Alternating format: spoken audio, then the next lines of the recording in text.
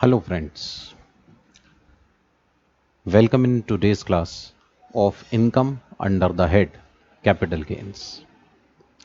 आज हम अपने पास कैपिटल गेन में टाइप्स ऑफ कैपिटल एसेट्स के बारे में बात करने जा रहे हैं। लास्ट क्लास में हमने अपने पास पढ़ा था section 45 sub section 1 basis of charge, जिसमें हमने कहा था कि कैपिटल गेन में कोई भी इनकम टैक्सेबल होने के लिए there must be a transfer of a capital asset. जब आप कैपिटल एसेट को बेचते हैं तो उससे होने वाली इनकम कैपिटल गेन्स में टैक्सेबल की जाएगी।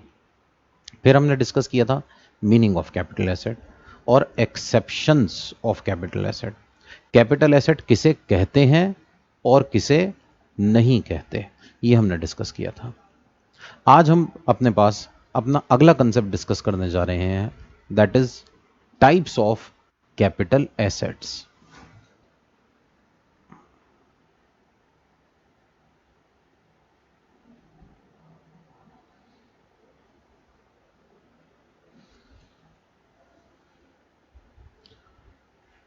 तो कैपिटल एसेट कितनी तरह के होते हैं दोस्तों? इनकम टैक्स एक्ट के हिसाब से कैपिटल एसेट दो तरह के होते हैं।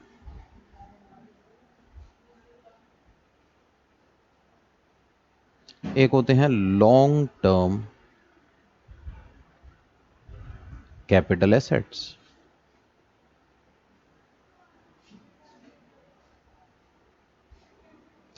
और दूसरे होते हैं शॉर्ट टर्म कैपिटल एसेट्स। दोस्तों, जैसा नाम से ही लग रहा है, लॉन्ग टर्म कैपिटल एसेट वो एसेट्स होते हैं जो हमारे पास बहुत लंबे टाइम से तक रहे, और शॉर्ट टर्म कैपिटल एसेट वो एसेट्स होते हैं जो हमने अभी कुछ ही टाइम पहले खरीदे और फिर हमने उनको बेच दिया। तो अब सवाल ये उठता है कि ये लंबे टाइम तक हमारे पास रहे, कम टाइम तक हमारे पास रहे, इसका मतलब क्या हुआ? तो income tax act section 2 subsection 29 capital A में डिफाइन करता है meaning of long term capital assets, और बड़ा सिंपल मीनिंग ये बताता है। ये कहता है sir, long term capital assets वो एसेट्स होते हैं जो शॉर्ट टर्म नहीं होते। जो एसेट भी शॉर्ट टर्म नहीं होगा वो लॉन्ग टर्म होगा। तो अब ये शॉर्ट टर्म किसे कहते हैं? आप कहेंगे जी ऐसे तो जो लॉन्ग टर्म नहीं होता वो शॉर्ट टर्म होता है। नहीं दोस्तों, देखिए, लॉ मेकर्स बड़े समझदार लोग होते हैं। एक ही बात को बार बार कहना उन्हें पसंद नहीं। उन्होंने इनकम टैक्स में एक सेक्शन बनाया, section 2 sub section 42 capital A, और इस सेक्शन में उन्होंने बड़ा डिटेल में डिफाइन किया कि शॉर्ट टर्म कैपिटल एसेट किसे कहते हैं। उन्होंने बहुत डिटेल में बताया कि what is a short term capital asset, और बस शॉर्ट टर्म कैपिटल एसेट के बारे में बताने के बाद उन्होंने कहा कि सर, अब हमने आपको शॉर्ट टर्म कैपिटल एसेट के बारे में बता दिया है, अब जो एसेट शॉर्ट टर्म नहीं होगा, याद रखिएगा, वो लॉन्ग टर्म कैपिटल एसेट माना जाएगा। तो जो एसेट भी शॉर्ट टर्म नहीं है वो हमारे लिए लॉन्ग टर्म कैपिटल एसेट बन जाएगा। तो हमें अब अपने पास पढ़ना यह है कि ये शॉर्ट टर्म कैपिटल एसेट किसे कहते हैं। बस जो एसेट शॉर्ट टर्म की डेफिनेशन में कवर नहीं होगा हम उसे लॉन्ग टर्म की डेफिनेशन में कवर कर लेंगे। शॉर्ट टर्म कैपिटल एसेट के बारे में इनकम टैक्स एक्ट कहता है सर, ये वो एसेट्स होते हैं जो held for up to 36 months हो, वो एसेट्स जो आपके पास 36 महीने तक रहें, अप टू 36 मंथ्स, वो हमारे लिए शॉर्ट टर्म कैपिटल एसेट माने जाएंगे। और जो एसेट भी 36 महीने से ज्यादा रहेगा, मोर देन 36 मंथ्स रहेगा, वो ऑटोमेटिकली हमारे पास लॉन्ग टर्म कैपिटल एसेट के मीनिंग में कवर हो जाएगा। तो जो एसेट 36 महीने तक रहेगा वो शॉर्ट टर्म, और जो एसेट 36 महीने से ज्यादा रहेगा वो लॉन्ग टर्म। अब ये 36 महीने तक हमारे पास रहेगा, इसके लिए हमें उसका पीरियड देखना होगा। पीरियड दोस्तों, पीरियड देखना होगा कि ये एसेट हमारे पास कितने टाइम तक रहा। इस पीरियड को हम अपने पास पीरियड ऑफ होल्डिंग कहते हैं।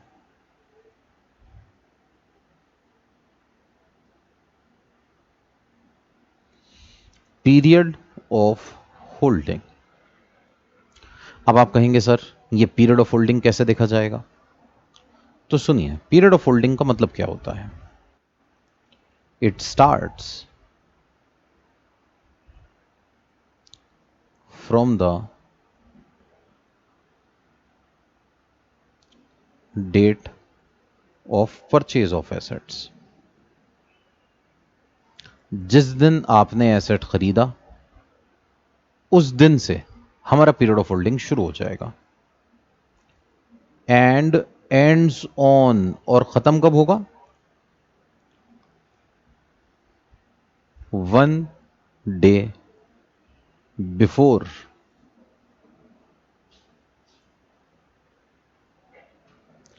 The date of cell.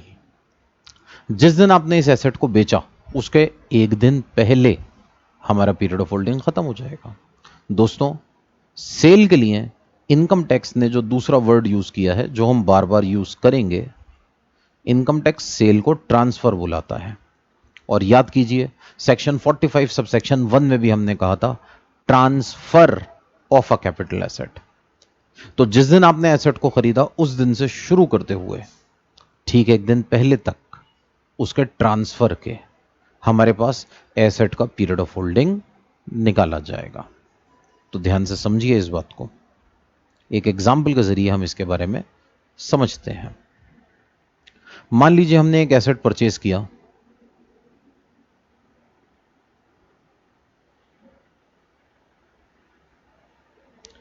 First जनवरी 2017 को हमने इस एसेट को बेच दिया।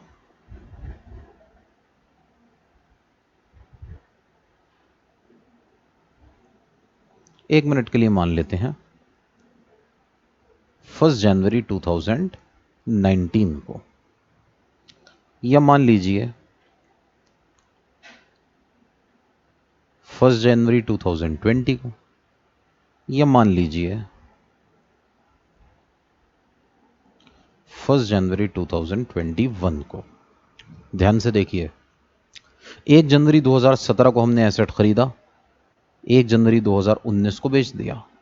इसका मतलब यह एसेट हमारे पास रहा 1 जनवरी 2017 से 31 दिसंबर 2018। दोस्तों, पूरा 2017 और पूरा 2018 आपके पास ये एसेट 2 साल तक रहा, 24 months, that is less than 36 months. ये हमारे लिए एक शॉर्ट टर्म कैपिटल एसेट होगा। लेकिन अगर ये एसेट 1 जनवरी 2021 को बेचा जा रहा है तो 1 जनवरी 2017 से 31 दिसंबर 2020, 17, 18, 19, 20, 4 साल 48 महीने, यह हमारे लिए एक लॉन्ग टर्म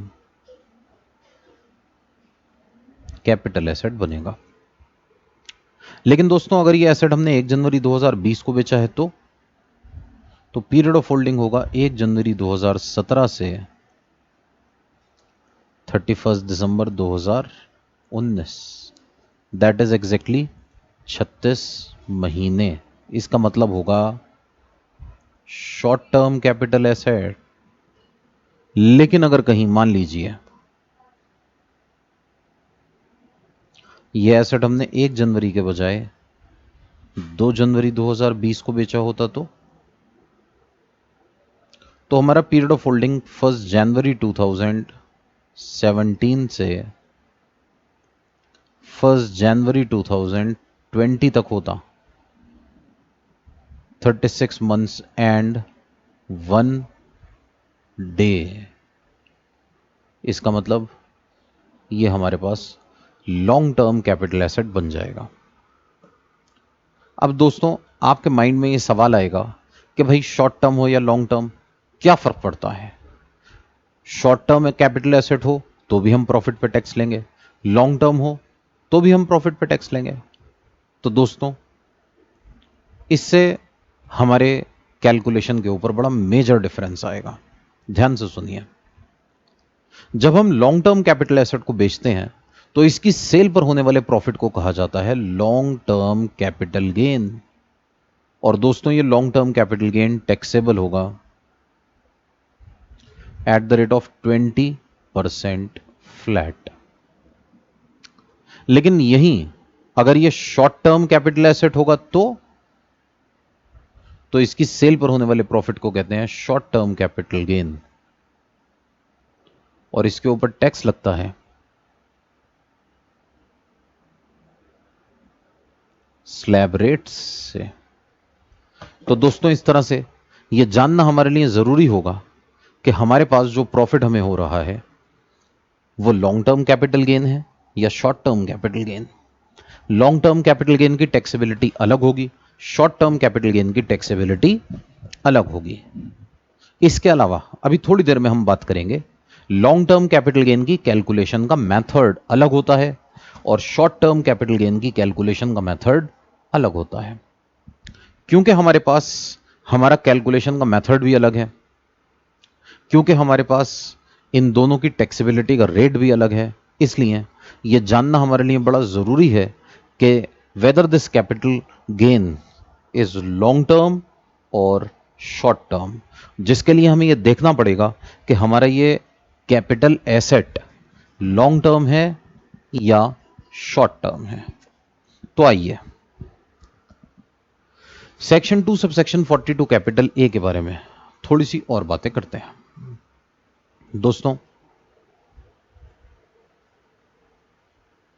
जैसा भी हमने बात की कि अगर हमने अपने पास जिस एसेट को बेचा है वो एसेट हमारे पास अप टू 36 मंथ्स रहता है, तो ये हमारे लिए एक शॉर्ट टर्म कैपिटल एसेट माना जाएगा। लेकिन एक इशू है दोस्तों, कुछ ऐसे एसेट्स होते हैं, कुछ स्पेशल एसेट्स, जिनके लिए यह कहना कि आप इनको 36 महीने तक अपने पास रखिए थोड़ा सा प्रॉब्लम हो जाएगी। ऐसे एसेट जिनको कोई भी बहुत ज्यादा लंबे टाइम तक अपने पास नहीं रखता, जनरली जिनको बहुत जल्दी जल्दी बेचा जाता है, जैसे जैसे सोचिए शेयर्स। दोस्तों आजकल स्टॉक मार्केट में शेयर आप सुबह में खरीदिए, दोपहर में बेच दीजिए, फिर थोड़ी देर बाद दोबारा से खरीदिए और शाम तक फिर बेच दीजिए। इस तरह से बार बार एसेट्स की सेल परचेज होती है, शेयर्स की सेल परचेज होती है। ऐसे में यह कहना कि जी 36 महीने के बाद हम इन शेयर्स को आपके लिए लॉन्ग टर्म कैपिटल एसेट मानेंगे, ऐसे में यह थोड़ा सा मुश्किल हो जाएगा। हो सकता है एक पर्टिकुलर पर्सन एसेट शेयर्स को अपने पास 36 महीने तक ना रखना चाहे। ऐसे में इनकम टैक्स ने इन एसेट्स के लिए, शेयर्स के लिए और दूसरी सिक्योरिटीज के लिए लाइक डिवेंचर्स एक स्पेशल प्रोविजन बनाया। हमने कहा सर ये एसेट जरूरी नहीं है कि आप अपने पास 36 महीने तक रखें। इन एसेट्स को अगर आपने 12 महीने तक भी रख लिया ना तो हम इसको आपके लिए लॉन्ग टर्म कैपिटल एसेट मानने को तैयार हैं। और दोस्तों ऐसे एसेट्स को हमने एक स्पेशल नाम दिया है, ऐसे एसेट्स को हम फाइनेंशियल एसेट्स बुलाते हैं। फाइनेंशियल एसेट्स, और ये financial assets up to 12 months अगर आपने होल्ड किए हैं तो शॉर्ट टर्म कैपिटल एसेट होंगे, और अगर आपने इसको मोर देन 12 मंथ्स के लिए होल्ड किया है तो ये आपके लॉन्ग टर्म कैपिटल एसेट मान लिए जाएंगे। 12 महीने तक शॉर्ट टर्म और 12 महीने के बाद लॉन्ग टर्म। तो अब आप कहेंगे सर ये फाइनेंशियल एसेट्स क्या क्या होते हैं, तो आइए डिस्कस करते हैं फाइनेंशियल एसेट्स के बारे में। दोस्तों ये सारी बातें जो हम अपने पास डिस्कस कर रहे हैं ये इनकम टैक्स एक्ट के सेक्शन 2 सबसेक्शन 42 कैपिटल ए में ही कवर्ड है। यहीं पे डिफाइन किया गया है शॉर्ट टर्म और लॉन्ग टर्म के बारे में सारी बातों को। तो following assets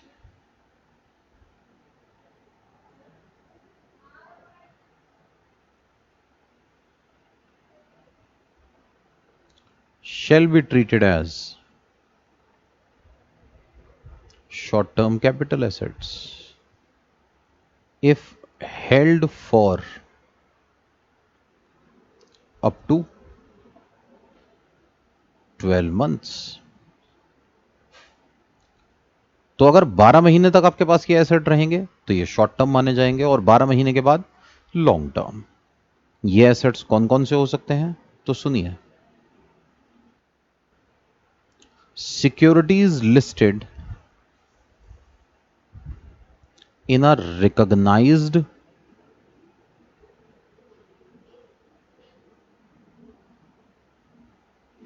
stock exchange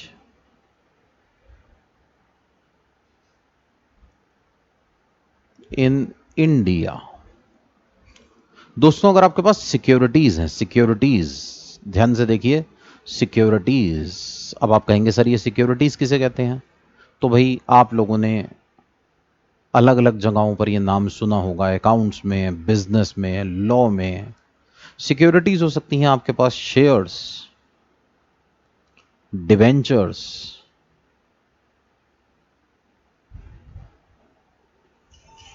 bonds etcetera. अगर आपके पास सिक्योरिटीज हैं, आपके पास शेयर्स हैं, डिवेंचर्स हैं, बॉन्ड्स हैं, तो ये हमारे पास हमारे फाइनेंशियल एसेट माने जाएंगे। तो दोस्तों सिक्योरिटीज का मतलब होता है शेयर्स, डिवेंचर्स, बॉन्ड्स एटसेट्रा। दूसरा सवाल है लिस्टेड का। Listed in a recognised stock exchange in India. तो दोस्तों स्टॉक एक्सचेंज, स्टॉक एक्सचेंज एक ऐसा मार्केट होता है जहां पर हम शेयर्स, डिवेंचर्स, सिक्योरिटीज के खरीदने बेचने का काम करते हैं। जैसे आप लोगों ने सुना होगा बॉम्बे स्टॉक एक्सचेंज का नाम, नेशनल स्टॉक एक्सचेंज का नाम। तो Bombay stock exchange, national stock exchange के अंदर हम अपने पास शेयर्स और डिवेंचर्स की सेल परचेज करते हैं। बॉम्बे स्टॉक एक्सचेंज और नेशनल स्टॉक एक्सचेंज में सारे सिक्योरिटीज नहीं बेचे जा सकते। वहां पर कुछ लिमिटेड कंपनीज के शेयर्स, डिवेंचर्स ही बेचे जाते हैं और वो शेयर्स और डिवेंचर्स की उनके पास एक लिस्ट होती है। उनके पास उनका नाम लिखा होता है कि कौन सी कंपनीज के शेयर और डिवेंचर बेचे जाएंगे। ऐसे शेयर्स और डिवेंचर्स को हम लिस्टेड शेयर्स या लिस्टेड सिक्योरिटीज कहते हैं। दोस्तों फाइनेंशियल एसेट के लिए हम ये कह रहे हैं अगर आपके पास कोई ऐसी लिस्टेड सिक्योरिटीज हैं जो इंडिया में किसी रिकॉग्नाइज्ड स्टॉक एक्सचेंज में लिस्टेड है, उसका नाम लिखा है, ये हमारे पास फाइनेंशियल एसेट माने जाएंगे। लेकिन मान लीजिए आपके पास किसी प्राइवेट लिमिटेड कंपनीज के शेयर्स हैं जो लिस्टेड नहीं है, वो हमारे लिए फाइनेंशियल एसेट नहीं माने जाएंगे। तो फाइनेंशियल एसेट में सबसे पहली एक्सेप्शन हमारे पास आ गई, securities listed in a recognised stock exchange in India. दूसरा हमारे पास है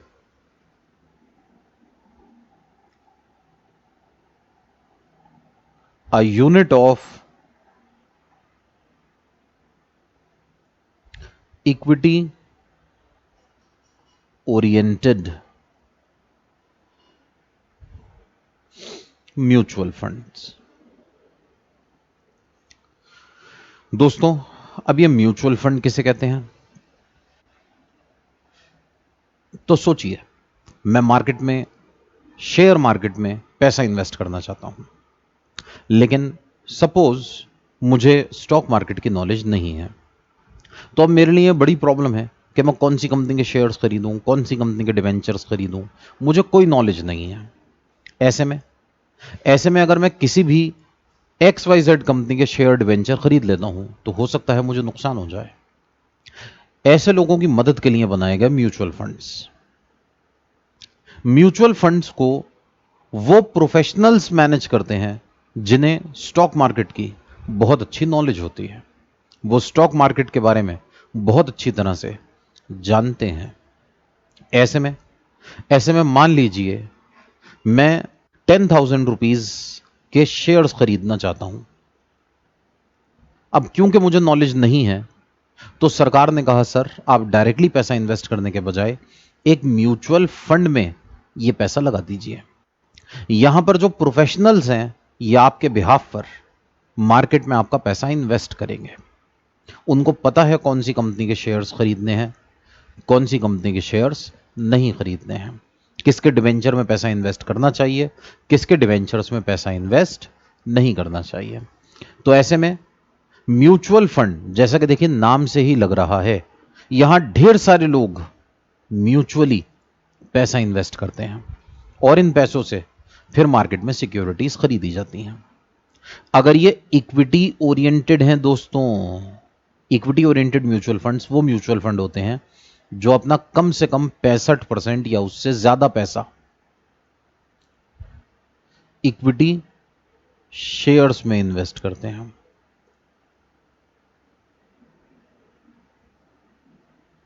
तो अगर आप 65% या उससे ज्यादा पैसा इक्विटी शेयर्स में लगाएंगे तो इसको इक्विटी ओरिएंटेड म्यूचुअल फंड कहा जाएगा। अगर आप किसी इक्विटी ओरिएंटेड म्यूचुअल फंड में यूनिट खरीदते हैं दोस्तों, जब हम कंपनी में पैसा लगाते हैं तो हमें बदले में शेयर्स मिलते हैं, डिवेंचर्स मिलते हैं। जब हम म्यूचुअल फंड में पैसा लगाते हैं तो हमें बदले में यूनिट मिलती है, यूनिट। अगर आप किसी इक्विटी ओरिएंटेड म्यूचुअल फंड की यूनिट खरीदते हैं तो यह यूनिट इनकम टैक्स एक्ट कहता है आपके लिए फाइनेंशियल एसेट मानी जाएंगी। इसी तरह से मान लीजिए आप यूनिट खरीद लेते हैं,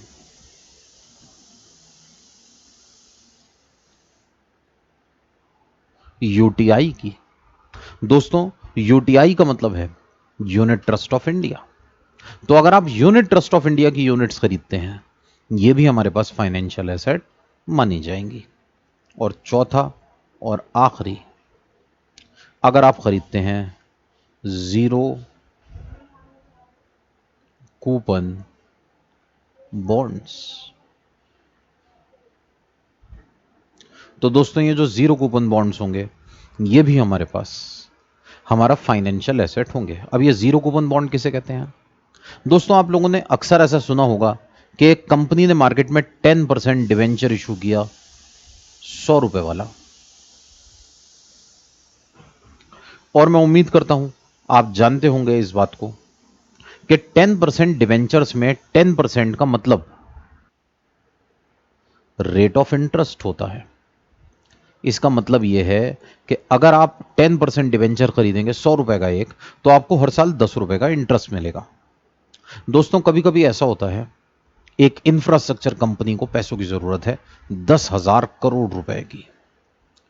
वो इससे एक सड़क बनाएंगे, डैम बनाएंगे, ब्रिज बनाएंगे, लेकिन इससे कमाई एकदम से नहीं हो पाएगी। वो सड़क के, ब्रिज के, डैम के बनने में ही मान लीजिए 8 साल लगेंगे, फिर वो यूज किया जाएगा और कमाई होते होते 10-12 साल लग जाएंगे। ऐसे में अगर ये मार्केट में नॉर्मल डिवेंचर इशू कर दें जिसके ऊपर इनको 10% इंटरेस्ट मिलना है, तो अगले साल 10,000 करोड़ पर 10% के हिसाब से 1,000 करोड़ का इंटरेस्ट देना होगा। दोस्तों ये पैसा कहां से आएगा? ऐसे में ये कंपनीज थोड़ा समझदारी से काम लेती हैं और पब्लिक से कहती हैं सर आप हमारा 100 रुपए वाला डिवेंचर खरीद लीजिए। पब्लिक कहती है अच्छा 100 रुपए के डिवेंचर पर कितने का इंटरेस्ट दोगे? इन्होंने कहा सर कुछ भी नहीं देंगे, नो इंटरेस्ट। अब सवाल ये उठता है जब मुझे इंटरेस्ट मिलेगा ही नहीं तो मैं पैसा क्यों इन्वेस्ट करूं? कंपनी ने कहा सर हमारा डिवेंचर 100 रुपए वाला है लेकिन हम आपको ये 40 रुपए में दे देंगे। आप आज से 15 साल बाद आइए और हमसे 40 रुपए के बदले 100 रुपए ले जाइए। इस तरह से आप 60 रुपए कमाएंगे, लेकिन एनुअल बेसिस पर आपको कुछ नहीं मिलेगा। आपकी जो भी कमाई होगी वो 40 रुपए वाले डिवेंचर पर तब होगी जब मैच्योरिटी के टाइम पर आपको 100 रुपए मिलेंगे। आप 60 रुपए कमाएंगे लेकिन मैच्योरिटी के टाइम पर। ऐसे डिवेंचर्स को, ऐसे बॉन्ड्स को दोस्तों जीरो कूपन बॉन्ड्स कहा जाता है। तो अगर आप अपने पास जीरो कूपन बॉन्ड्स खरीदते हैं, ये जीरो कूपन बॉन्ड्स जिन पर जीरो इंटरेस्ट मिलता है, ये भी फाइनेंशियल एसेट माने जाएंगे। और अगर आपके पास ये बॉन्ड्स 12 महीने से ज्यादा रहे तो ये आपके लिए लॉन्ग टर्म कैपिटल एसेट बन जाएंगे। दोस्तों ये हमारे पास बात हो गई फाइनेंशियल एसेट्स की। अब हमारे पास एक और कैटेगरी है। अभी हमने कहा कि कोई भी asset short term capital asset तब बनता है जब वो हेल्ड फॉर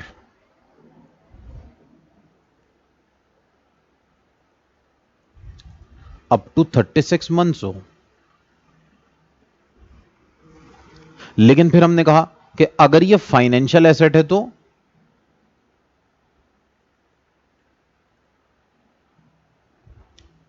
12 महीने तक शॉर्ट टर्म माना जाएगा और 12 महीने के बाद लॉन्ग टर्म।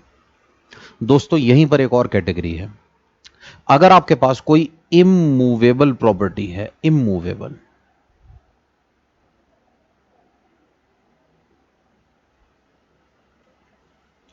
और अगर आपके पास अनलिस्टेड शेयर्स हैं,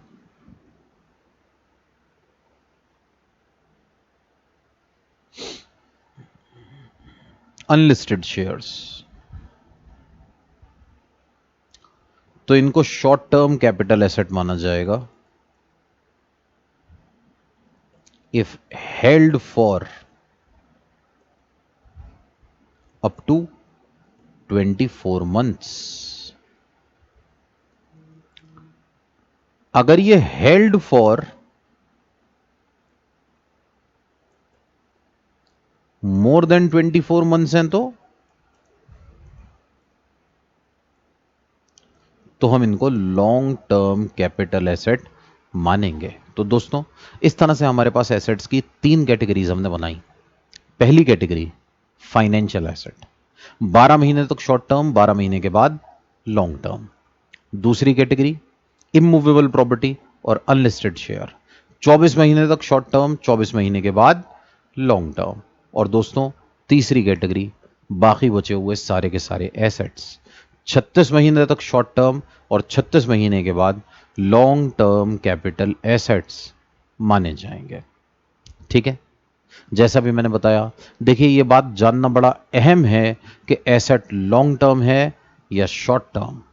क्योंकि लॉन्ग टर्म कैपिटल एसेट की सेल पर आपको होगा लॉन्ग टर्म कैपिटल गेन 20% के रेट से taxable. Short term capital asset की सेल पर होगा आपको short term capital gain taxable at the rate of slab rates. ठीक है, तो इस तरह से हमने 3 कैटेगरीज बनाई हमारे एसेट्स की। तो दोस्तों ये हमने बात की अपने पास लॉन्ग टर्म कैपिटल एसेट और शॉर्ट टर्म कैपिटल एसेट की। यहां पर एक बात जो मैं आपको बताना चाहूंगा, जो आप हमेशा याद रखिएगा, और वो ये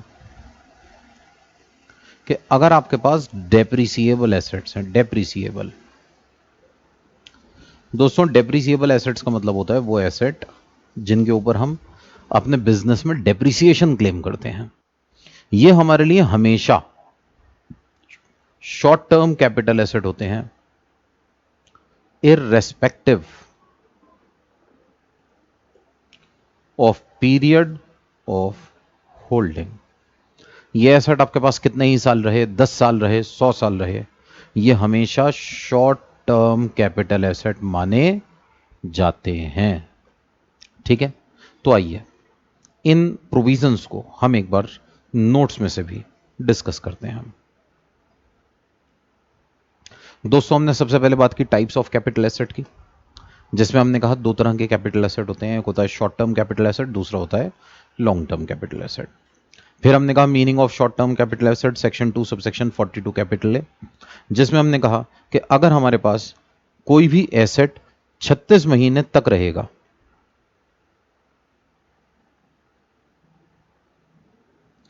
not more than 36 months, that is up to 36 months.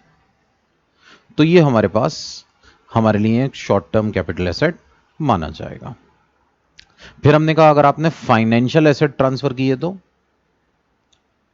Financial asset में 36 महीने की जगह हम अपने पास लेकर चलते हैं 12 महीने।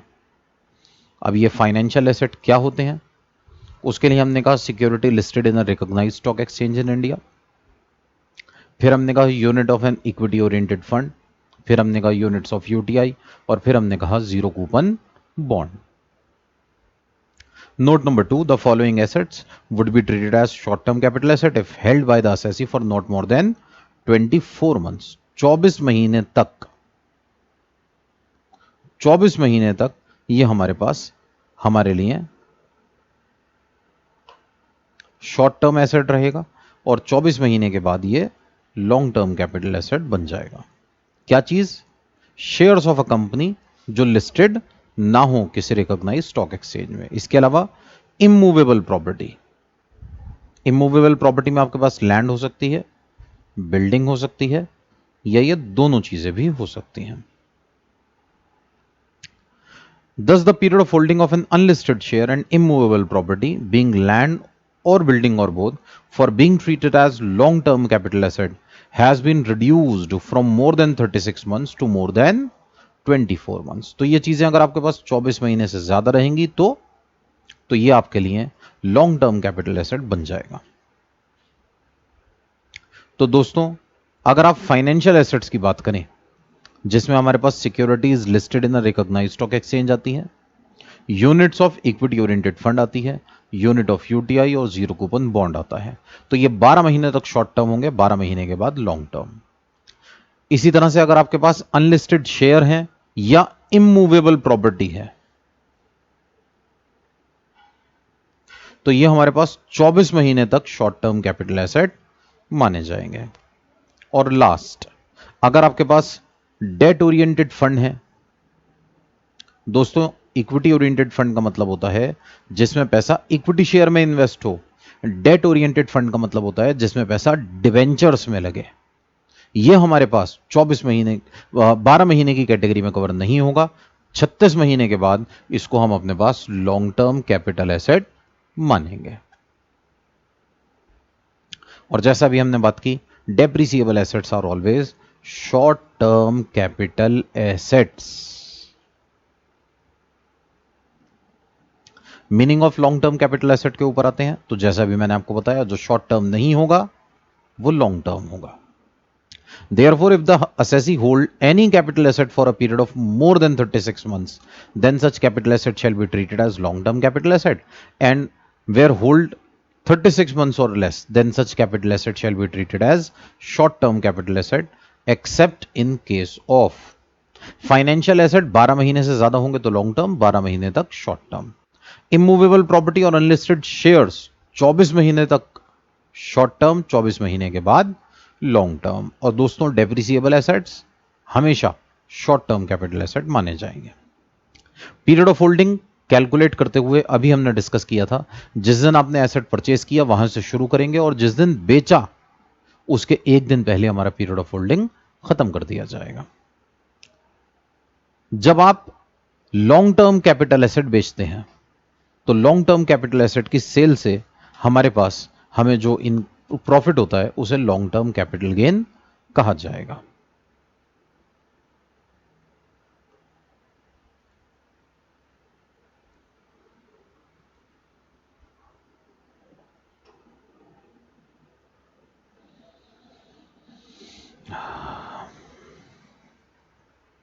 और शॉर्ट टर्म कैपिटल एसेट की सेल से आपको जो प्रॉफिट होगा वो हमारे पास शॉर्ट टर्म कैपिटल गेन कहलाएगा। तो इस तरह से हमारे पास हमने 3 कैटेगरीज में एसेट्स को बांटा। सबसे पहले हमने फाइनेंशियल एसेट्स की बात की,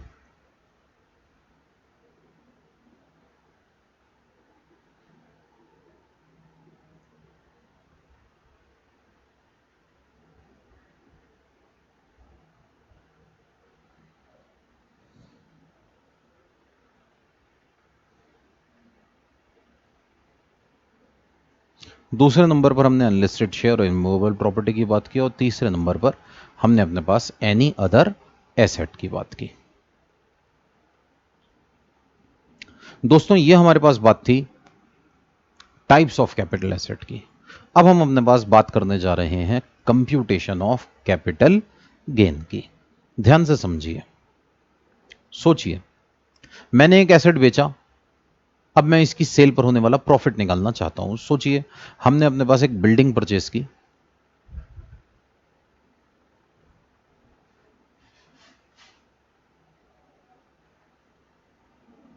फॉर ₹10 lakhs, और आफ्टर 6 months, 6 महीने के बाद हमने इस बिल्डिंग को बेच दिया। सोचिए, 28 lakhs में। अब मैं ये कैलकुलेट करना चाहता हूं कि मुझे प्रॉफिट कितना हुआ। दोस्तों, हमने बिल्डिंग को 28 लाख रुपए में बेचा है। जितने में भी हमने एसेट को बेचा, इसे हम कहते हैं अपनी सेल प्रोसीड्स, या इसको फुल वैल्यू ऑफ कंसीडरेशन भी कहा जाता है, या फिर हम इसको ग्रॉस सेल प्रोसीड्स भी कह सकते हैं। फिर सोचिए, हमने अपने पास इस पर्टिकुलर एसेट को बेचने में कुछ कॉस्ट भी तो इनकर की। जैसे हमने अभी बात की कि हमने इसे 10 लाख का खरीदा, तो यहां से हम लेस करेंगे अपने पास जितने का हमने बिल्डिंग को खरीदा है, उसे कहेंगे कॉस्ट ऑफ एक्विजिशन।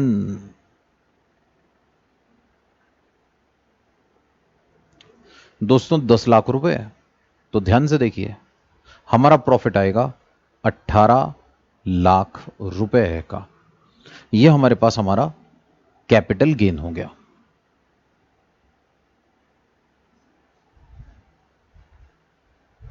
₹18 लाख।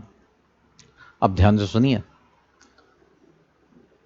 हमने अपने पास एक बिल्डिंग खरीदी 10 लाख रुपए की, लेकिन बेचने से पहले हमने इस बिल्डिंग के ऊपर कुछ रिपेयर्स का, कुछ और दूसरे काम करवाए। हमने इसे तोड़कर नए सिरे से दोबारा से बनवा दिया, इसे रीस्ट्रक्चर, रिकंस्ट्रक्ट करा दिया, और उसके ऊपर हमारा खर्चा हुआ कॉस्ट ऑफ रिकंस्ट्रक्शन। 1 मिनट के लिए मान लेते हैं 15 लाख रुपए का। दोस्तों, अगर 15 लाख रुपए हमने खर्चा कर दिया, तो अब बताइए हमारा फायदा बढ़ जाएगा या घट जाएगा? तो आप कहेंगे सर खर्चा किया है, प्रॉफिट घटेगा, तो मैं भी इसको लेस ही करने जा रहा हूं। दोस्तों, ये जो हमारा खर्चा हुआ है, इसे कहते हैं कॉस्ट ऑफ इंप्रूवमेंट। हमने अपने एसेट के अंदर इंप्रूवमेंट कराया, और इंप्रूवमेंट पर हमारा खर्चा हुआ। इस खर्चे को हम अपने पास यहां से माइनस कर देंगे, 15 लाख रुपए। और जब हम अपने पास इस इंप्रूवमेंट को माइनस कर जब हम इस इंप्रूवमेंट को माइनस करेंगे, तो हमारा प्रॉफिट जो पहले 18 लाख रुपए का आ रहा था, अब वो प्रॉफिट घटकर दोस्तों 3 लाख रुपए का रह जाएगा। लेकिन एक इशू है, सोचिए, मैंने एक बिल्डिंग खरीदी, मैं इस बिल्डिंग को बेचना चाहता हूं। कई बार ऐसा भी तो होता है कि एसेट को बेचने के लिए हमें किसी की हेल्प लेनी पड़ती है। मैं एक बिल्डिंग बेचना चाहता हूं, मुझे किसी प्रॉपर्टी डीलर की हेल्प लेनी पड़ी। हमने कहा सर हमारी बिल्डिंग बिकवा दीजिए 28 लाख रुपए की। उसने कहा सर बिकवा तो दूंगा, लेकिन मैं आपसे 1 लाख रुपए की ब्रोकरेज लूंगा, 1 लाख का कमीशन लूंगा। ये जो पैसे हमने अपने पास ब्रोकर को दिए, प्रॉपर्टी डीलर को दिए, इसे हम कहते हैं एक्सपेंसेस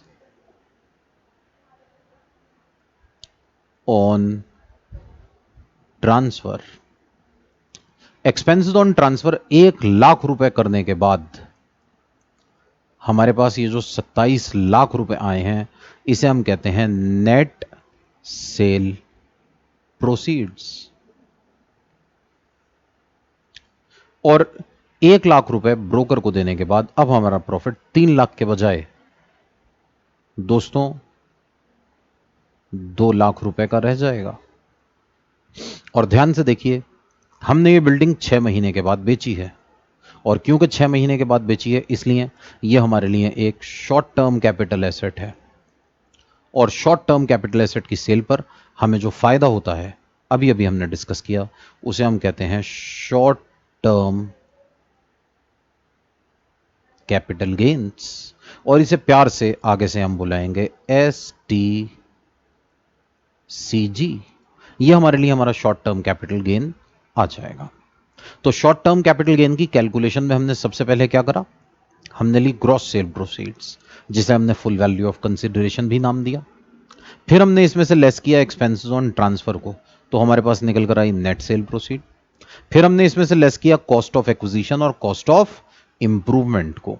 कॉस्ट ऑफ एक्विजिशन और कॉस्ट ऑफ इंप्रूवमेंट माइनस करने के बाद हमने short term capital gain calculate कर लिया। दोस्तों, ये जितनी बातें मैंने आपको बताई, ये हमारे method of computation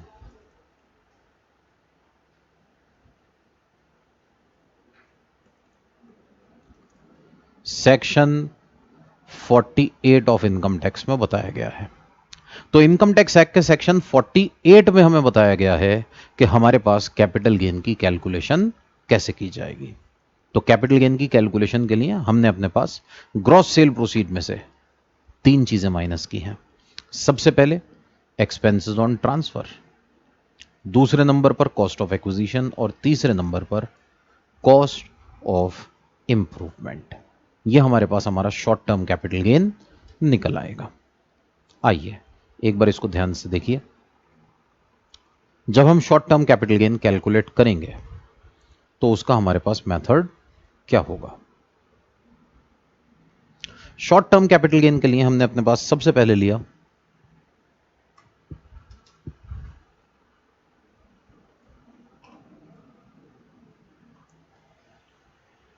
full value of consideration, या ग्रॉस सेल प्रोसीड, या सेल्स कंसिडरेशन रिसीव्ड और एक्रूड ऑन ट्रांसफर को। इसमें से लेस किया expenditure incurred Holi and exclusively in connection with such transfer, जिसको अभी हमने नाम दिया था एक्सपेंसेस ऑन ट्रांसफर। आ गई नेट सेल प्रोसीड, लेस किया कॉस्ट ऑफ एक्विजिशन को, लेस किया कॉस्ट ऑफ इंप्रूवमेंट को। बस ये जो कुछ भी आया ये हमारे पास हमारा कैपिटल गेन होगा। दोस्तों याद कीजिए, हमारी जो फर्स्ट क्लास थी जिसमें हमने कैपिटल गेन का बेसिस ऑफ चार्ज डिस्कस किया था, उसमें मैंने आपको बताया था कि कभी कभी हमें कैपिटल गेन में से एग्जम्पशंस भी मिलती हैं, लेकिन इन एग्जम्पशंस के बारे में हम चैप्टर के एंड में डिस्कस करेंगे।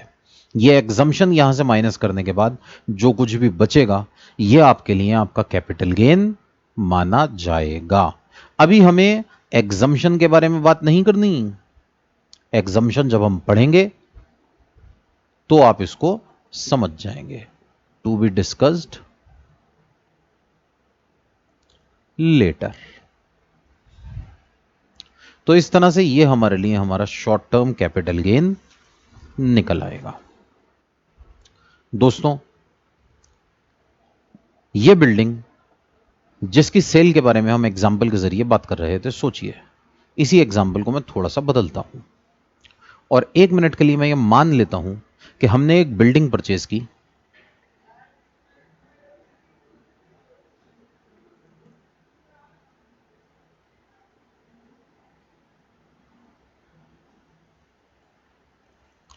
सपोज 2001-2 में फॉर ₹10 लाख,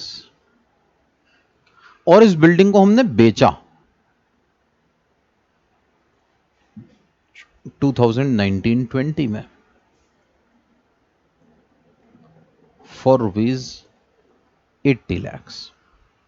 दोस्तों, अभी जो एग्जांपल मैंने आपके साथ डिस्कस किया था उसमें हम ये कह रहे थे कि हमने बिल्डिंग 6 महीने के बाद बेची। अब सोचिए, तकरीबन 20 साल बाद बिल्डिंग को बेचा जा रहा है, और क्योंकि 20 साल बाद बेचा जा रहा है इसलिए मोर देन 24 मंथ्स हो गए। इसका मतलब ये लॉन्ग टर्म कैपिटल एसेट होगा। दोस्तों, अभी मैं आपको बता रहा था लॉन्ग टर्म कैपिटल गेन पर टैक्स का रेट अलग होता है, शॉर्ट टर्म कैपिटल गेन पर टैक्स का रेट अलग होता है। ये एक छोटा डिफरेंस है दोस्तों। लॉन्ग टर्म कैपिटल गेन और शॉर्ट टर्म कैपिटल गेन में मेजर डिफरेंस ये होता है कि दोनों की कैलकुलेशन का मेथड अलग अलग होता है। जब हम लॉन्ग टर्म कैपिटल गेन की कैलकुलेशन करते हैं तो हमारे पास सबसे पहले हम लेकर चलेंगे ग्रॉस सेल प्रोसीड्स।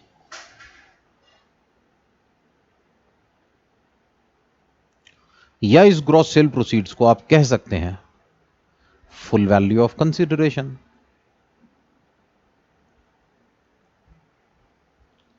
जो हमारे एग्जाम्पल में निकल कर आई 80 लाख रुपीस। अब हम यहां से लेस करेंगे एक्सपेंसेस ऑन ट्रांसफर को।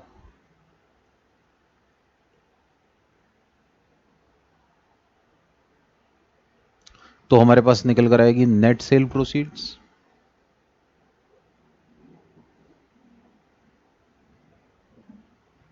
और फिर हम यहां से लेस करेंगे दोस्तों कॉस्ट ऑफ एक्विजिशन। ध्यान से देखिए, हमने इस बिल्डिंग को परचेस किया है 10 लाख रुपए में। तो मेरा आपसे सवाल यह है, क्या मैं यहां से 10 लाख रुपए माइनस कर दूं? तो दोस्तों सोचिए, हमने ये बिल्डिंग 10 लाख रुपए की खरीदी थी, लेकिन ये 10 लाख रुपए हमने आज की डेट में नहीं, आज से 20 साल पहले दिए थे। सोचिए, 20 लॉन्ग ईयर्स। क्या 20 सालों में महंगाई नहीं बढ़ी होगी? क्या 20 साल पहले के 10 लाख और आज के 10 लाख बराबर हैं? तो आप कहेंगे नहीं सर, 20 सालों में तो महंगाई बहुत बढ़ चुकी है। तो इनकम टैक्स एक्ट हमसे यह कहता है कि सर ये 10 लाख रुपए 2001-2 के हैं। आप इन 10 लाख रुपए की आज की वैल्यू निकालिए।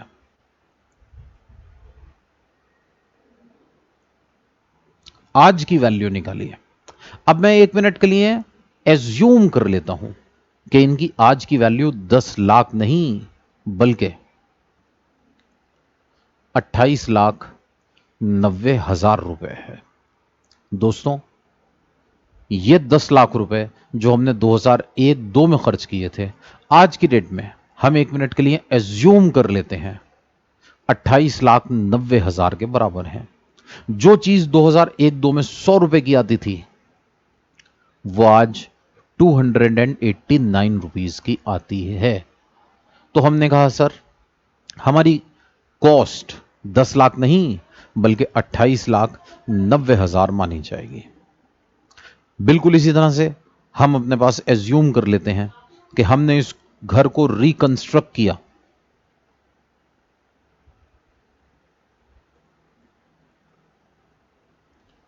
दो 2004-5 में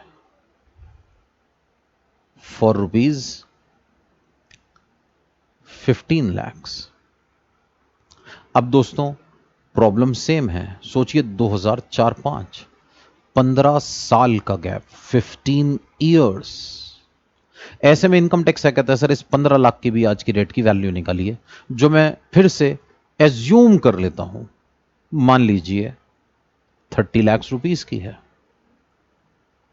तो दोस्तों अब जब मैं यहां से अपने पास अपनी कॉस्ट ऑफ इंप्रूवमेंट घटाऊंगा, तो क्या मैं यहां से 15 लाख रुपए घटा दूं? तो आप कहेंगे नहीं सर, 15 लाख तो हमने 2004-5 में स्पेंड किए थे, इनकी आज की वैल्यू 30 लाख रुपए है। तो दोस्तों इस तरह से 30 लाख रुपीस यहां से हमने माइनस कर दिए। बस ध्यान से सुनिएगा, ये जो कॉस्ट को आज की डेट पर कन्वर्ट किया गया, इसके लिए इनकम टैक्स ने एक नाम यूज किया। इस प्रोसेस को हमने नाम दिया इंडेक्सेशन का, और इस कॉस्ट को हमने बुलाया इंडेक्स्ड कॉस्ट ऑफ एक्विजिशन, और कॉस्ट ऑफ इंप्रूवमेंट को हमने नाम दिया इंडेक्स्ड कॉस्ट ऑफ इंप्रूवमेंट। तो इस तरह से इंडेक्स्ड कॉस्ट ऑफ एक्विजिशन और इंडेक्स्ड कॉस्ट ऑफ इंप्रूवमेंट को यहां से माइनस कर दिया जाएगा। साथ ही साथ दोस्तों एक्सपेंसेस ऑन ट्रांसफर भी तो होंगे। 1 मिनट के लिए एज्यूम कर लेता हूं एक्सपेंसेस ऑन ट्रांसफर हैं 3,10,000 रुपए के। तो यहां से मैं अपने पास अब एक्सपेंसेस ऑन ट्रांसफर घटाने जा रहा हूं। सोचिए, क्या एक्सपेंसेस ऑन ट्रांसफर पर भी इंडेक्सेशन करना चाहिए? दोस्तों एक बार सोच कर देखिए, हम इंडेक्सेशन क्यों कर रहे हैं? इंडेक्सेशन का मतलब है पुराने पैसों की आज की डेट की वैल्यू निकालना। एसेट हमने पहले खरीदा था, पुराने जमाने में उसकी आज की वैल्यू निकालनी थी। लेकिन ये एक्सपेंसेस ऑन ट्रांसफर, ये तो हमने खर्च ही आज किया है, सेल के टाइम पर। इनकम टैक्स क्या कहता है बेटा, इस पर इंडेक्सेशन नहीं किया जाएगा। तो यहां से हमने घटाया 3,10,000, 76,90,000 रुपीज। और बस 76,90,000 रुपीज में से अब हम माइनस करेंगे अपने पास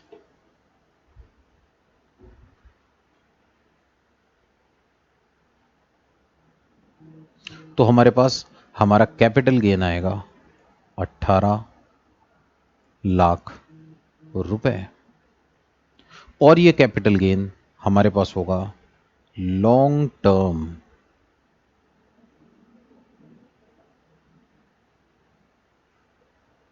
capital gains, that is LTCG। ये हमारे पास हमारा लॉन्ग टर्म कैपिटल गेन निकल आएगा। तो दोस्तों, शॉर्ट टर्म कैपिटल गेन और लॉन्ग टर्म कैपिटल गेन के बीच का major difference, long term capital gain में कॉस्ट ऑफ एक्विजिशन और कॉस्ट ऑफ इंप्रूवमेंट को इंडेक्स किया जाएगा, जबकि शॉर्ट टर्म कैपिटल गेन में इंडेक्सेशन का कंसेप्ट नहीं होता। तो इस तरह से इंडेक्सेशन की वजह से लॉन्ग टर्म और शॉर्ट टर्म में यह मेजर डिफरेंस आएगा।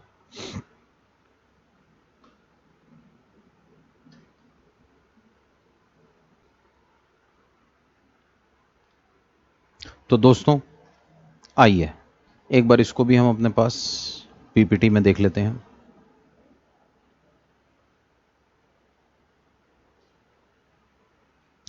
Capital gain where the gain arises in relation to a long term capital asset.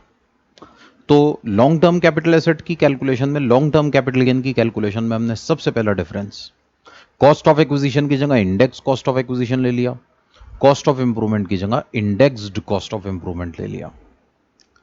और कैलकुलेशन कैसे की? सबसे पहले हमने ली full value of consideration, less किया expenditure incurred in connection with sale, मतलब एक्सपेंडिचर ऑन ट्रांसफर। हमारे पास निकल कर आई नेट सेल प्रोसीड। फिर हमने लेस किया index cost of acquisition, index cost of improvement, ये हमारा कैपिटल गेन निकल कर आया। दोस्तों जैसा मैंने अभी आपको बताया था, आपको इसमें से एग्जम्पशन भी देनी पड़ सकती है, लेकिन अभी हमने एग्जम्पशन के बारे में डिस्कस नहीं किया है। एग्जम्पशन लेस करने के बाद ये जो कुछ भी हमारे पास बचेगा, यही होगा हमारा लॉन्ग टर्म कैपिटल गेन्स। अब आप मुझसे एक बात पूछेंगे, आप कहेंगे सर आप बार बार कह रहे हो इंडेक्सेशन इंडेक्सेशन इंडेक्सेशन, ये तो बताओ ये इंडेक्स्ड कॉस्ट ऑफ एक्विजिशन निकाली कैसे जाएगी?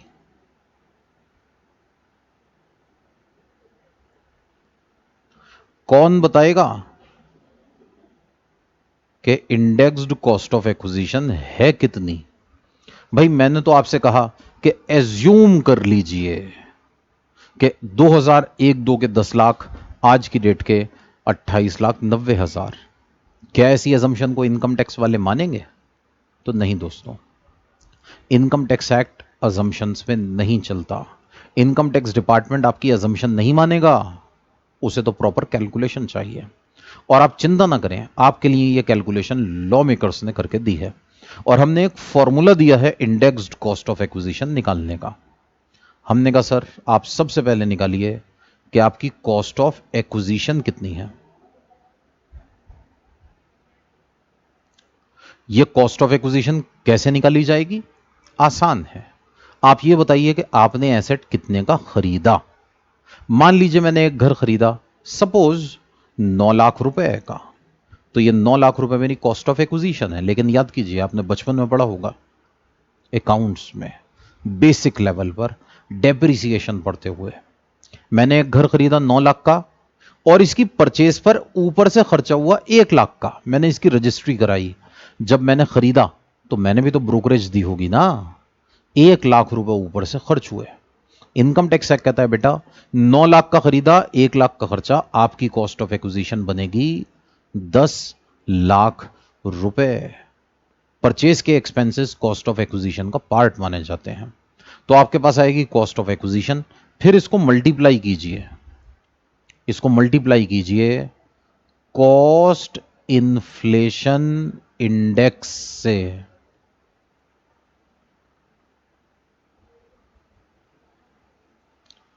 For the year of transfer, transfer कहिए या सेल कहिए, बात तो एक ही है। तो आप सबसे पहले लीजिए कॉस्ट इन्फ्लेशन इंडेक्स। बच्चों ये कॉस्ट इन्फ्लेशन इंडेक्स क्या होता है मैं बताता हूं। महंगाई के बढ़ने का रेट अगर कोई मुझसे पूछे तो मुझे पता है मैं जितनी ज्यादा महंगाई बताऊंगा मेरा प्रॉफिट उतना कम होगा, टैक्स कम देना पड़ेगा। इनकम टैक्स एक्ट कहता है सर ऐसा नहीं हो सकता। महंगाई किस रेट से बढ़ रही है? इनकम टैक्स एक्ट ने कहा सर वो रेट आपको हम ही बताएंगे, हम आपसे पूछेंगे नहीं कि महंगाई का रेट कितना, हम बताएंगे कि महंगाई का रेट कितना। तो दोस्तों कॉस्ट इन्फ्लेशन इंडेक्स हमें सरकार बताती है कि हमारा कॉस्ट इन्फ्लेशन इंडेक्स इस साल का क्या होगा। यह एक तरह से आप समझ सकते हैं कि महंगाई के रेट के हिसाब से निकाला हुआ रेट होता है। जिस हिसाब से महंगाई बढ़ती है उस हिसाब से सरकार हर साल का रेट बता देती है कि इस साल का कॉस्ट इन्फ्लेशन इंडेक्स कितना, और इसको हमें डिवाइड करना है। कॉस्ट इन्फ्लेशन इंडेक्स,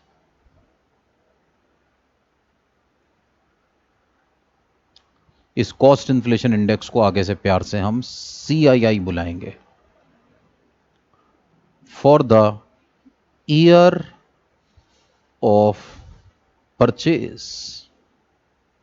जिस साल में आपने एसेट खरीदा उसका CII डिनोमिनेटर में रखिए, जिस साल में बेचा उसका CII न्यूमिनेटर में रखिए और कैलकुलेशन कर दीजिए। दोस्तों इस लैंग्वेज को थोड़ा सा लीगल बनाने के लिए इनकम टैक्स एक्ट ने इस शब्द परचेज को यूज नहीं किया है, बल्कि इसकी जगह कहा है CII for the year in which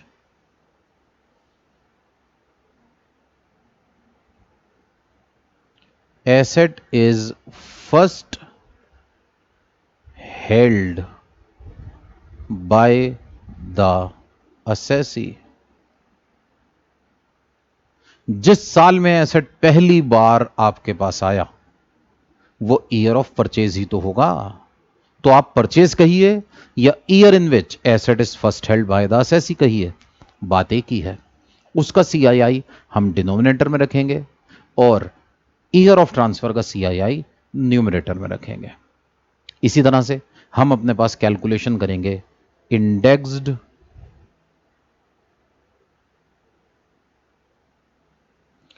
cost of improvement की, इसे हम आगे से प्यार से ICOA बुलाएंगे और इसको हम ICOI बुलाएंगे। ये होगा कॉस्ट ऑफ इंप्रूवमेंट, और इसको हम मल्टीप्लाई करेंगे CII for the year of transfer, और इसको हम डिवाइड करेंगे CII for the year of improvement से। बस ये जो कुछ भी होगा दोस्तों यही हमारे लिए हमारी इंडेक्स कॉस्ट ऑफ एक्विजिशन और इंडेक्स कॉस्ट ऑफ इंप्रूवमेंट का अमाउंट आएगा।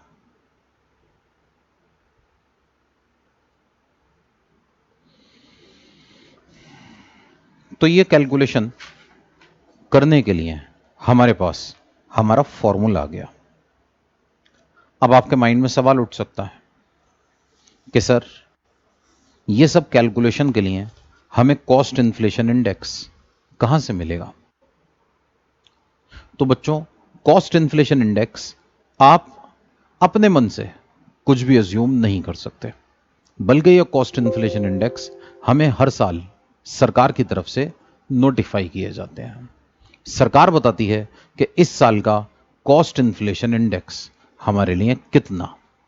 तो इस साल हमारा जो कॉस्ट इन्फ्लेशन इंडेक्स है वो सरकार की तरफ से नोटिफाइड है 289।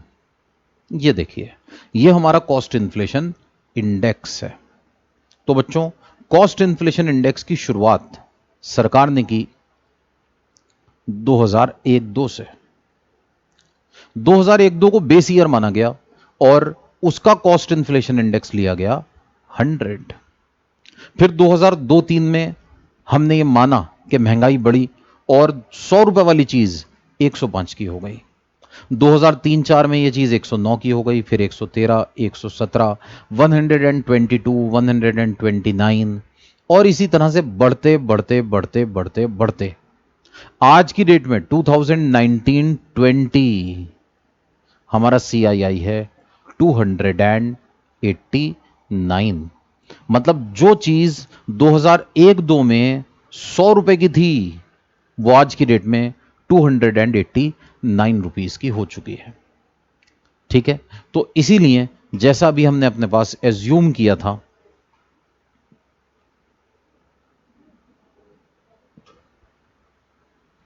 कि मान लीजिए हमने एक घर 10 लाख रुपए का परचेस किया, तो आज की डेट की उसकी वैल्यू हम कितनी लें? हमने कहा था जी 10 लाख को ले लीजिए 28,90,000 रुपीज। तो बच्चों, ये 28,90,000 ऐसे ही आया था। कॉस्ट ऑफ एक्विजिशन हमने मानी 10 लाख,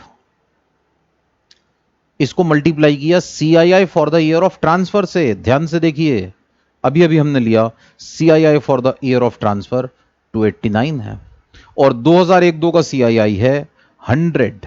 तो इसे मल्टीप्लाई कीजिए 289 से, डिवाइड कीजिए 100 से। और इस टाइम वो चीज जो आपकी सबसे ज्यादा मदद करेगी दोस्तों, calculator. Calculator is a must, उसके बिना कैपिटल गेन की कैलकुलेशन नहीं हो पाएगी।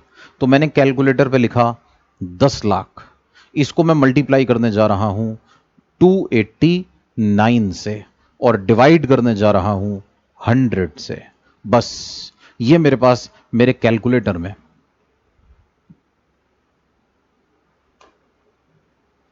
मेरी इंडेक्स्ड कॉस्ट ऑफ एक्विजिशन आ गई। बच्चों, आप देख भी सकते हैं 28,90,000 रुपए।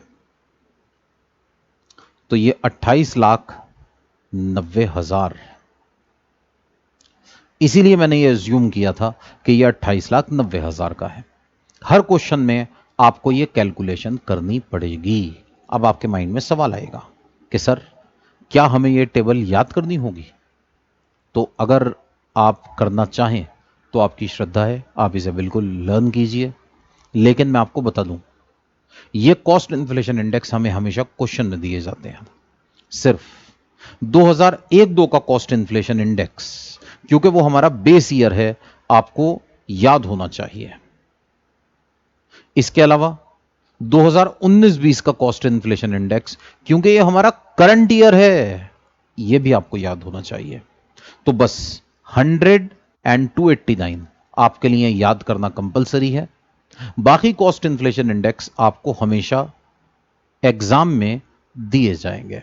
हां, यहां पर मैं एक बात बता दूं बच्चों, क्योंकि हम जो क्वेश्चंस करेंगे उस टाइम पर हमारे पास हमारी बुक्स अवेलेबल होंगी, तो जो क्वेश्चंस मैंने आप लोगों के लिए ड्राफ्ट किए हैं उन क्वेश्चंस में कॉस्ट इन्फ्लेशन इंडेक्स लिखा हुआ नहीं मिलेगा।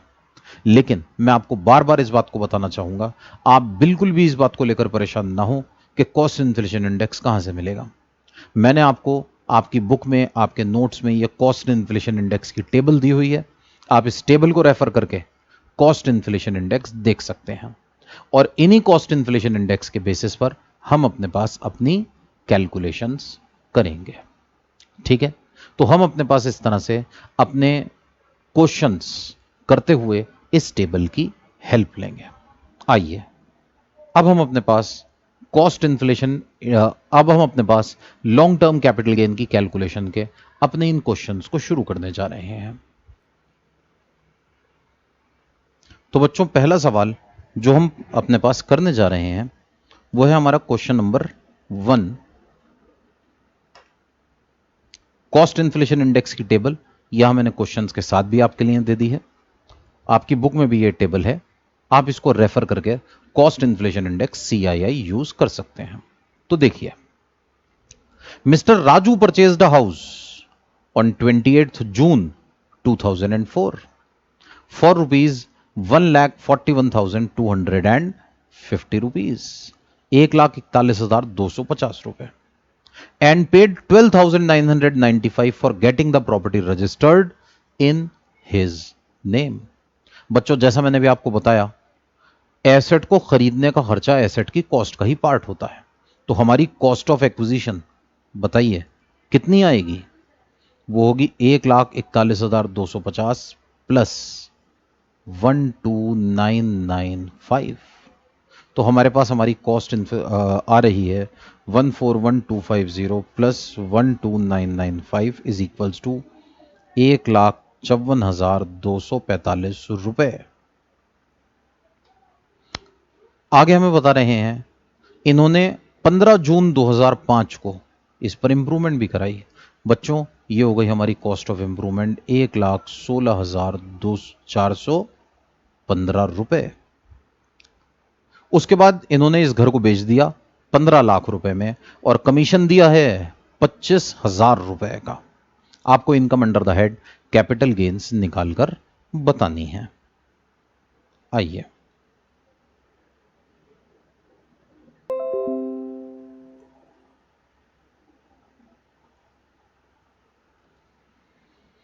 तो ध्यान से देखिए। देखिए, सबसे पहले हमारे पास हमारा फॉर्मेट क्या होगा।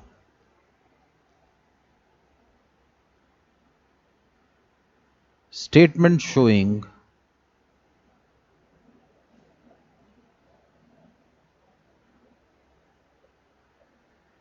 Computation of income under the head capital gains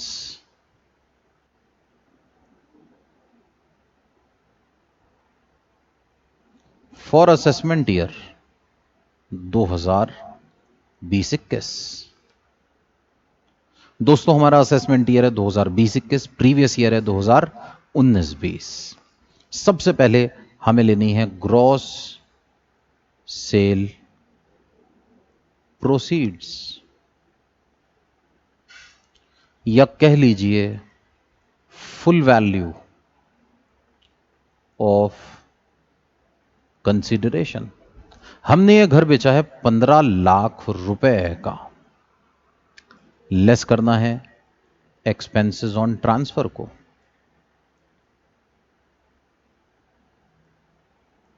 हमें 25,000 रुपए के गिवन है। 14,75,000 रुपए, यह है हमारे पास हमारी नेट सेल प्रोसीड्स। अब हम यहां से लेस करेंगे अपने पास indexed cost of acquisition, indexed.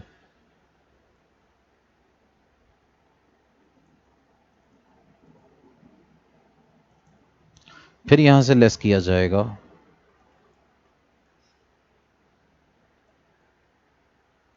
Indexed cost of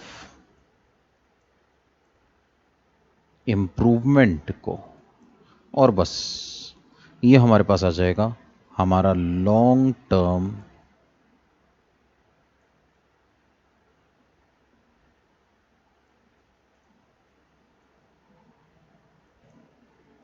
capital gain, LTCG। अब दोस्तों, कॉस्ट ऑफ एक्विजिशन हमें दी हुई है 1,54,245। हमने यह घर खरीदा था 28 जून 2004 को। इसका मतलब सन 2000 2004-5 का CII अगर आप देखें हमें दिया हुआ है 113, तो 154,245 मल्टीप्लाइड बाय 289 डिवाइडेड बाय 113, ये आ जाएगा हमारे पास 3,94,485। इंडेक्स कॉस्ट ऑफ इंप्रूवमेंट हमें क्वेश्चन में गिवन है 1,16,415। हमने इंप्रूवमेंट कराई है इन द ईयर 2005-6 और 5-6 का CII है 117, तो 116,415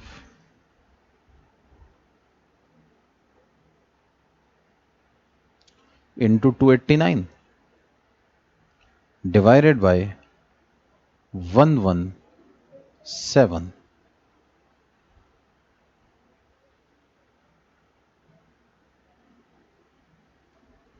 यह आ जाएगा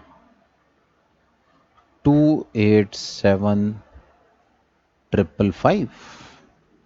बस माइनस कर लीजिए 14,75,000 रुपए में से ये दोनों अमाउंट्स, तो हमारे पास हमारा लॉन्ग टर्म कैपिटल गेन होगा दोस्तों 7,92,960, 7,92,960 रुपीस। ये हमारे पास हमारी कैलकुलेशन हो गई हमारे कैपिटल गेन की। आगे देखिए क्वेश्चन नंबर 2।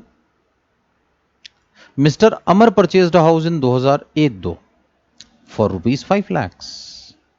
ये हमारे पास हमारी कॉस्ट ऑफ एक्विजिशन आ गई 5 लाख रुपए।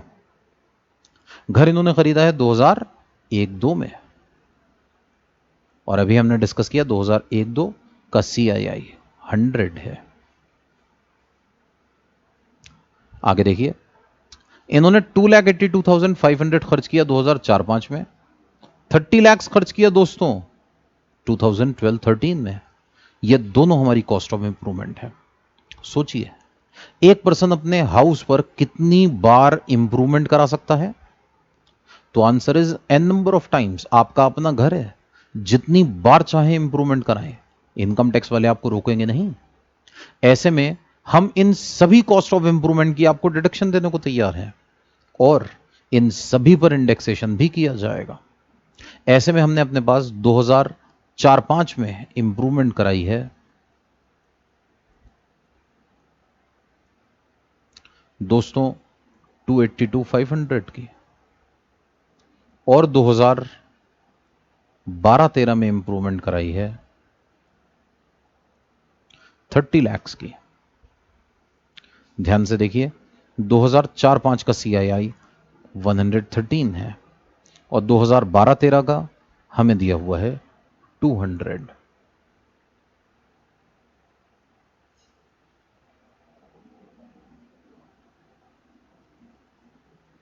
तो दोस्तों बस सेम फॉर्मेट हमें अपने पास हर क्वेश्चन में फॉलो करना है।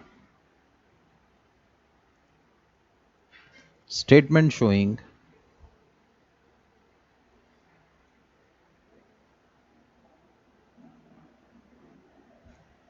computation of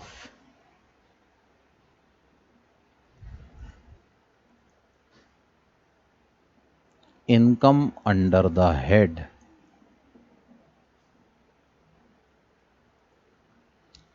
capital gains for assessment year 2020-21। तो सबसे पहले आपको लेनी है ग्रॉस सेल प्रोसीड्स,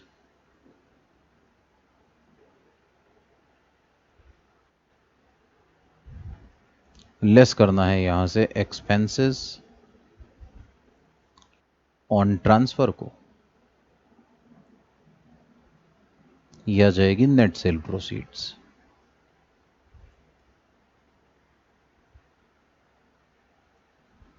फिर आप यहां से लेस करेंगे अपने पास इंडेक्स्ड कॉस्ट ऑफ एक्विजिशन, और फिर लेस करेंगे इंडेक्स्ड कॉस्ट ऑफ इंप्रूवमेंट को। ठीक है,